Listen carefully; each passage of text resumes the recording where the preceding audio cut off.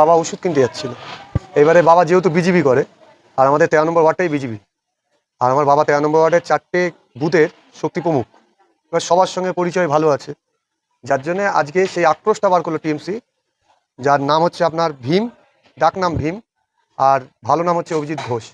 ইনি টিএমসি করে, ইনি মস্তান। ইনি এর নামে আরও প্রচুর কেস আছে, ছিনতাই কেস বলুন, ডাকাতি কেস বলুন, প্রচুর কেস আছে।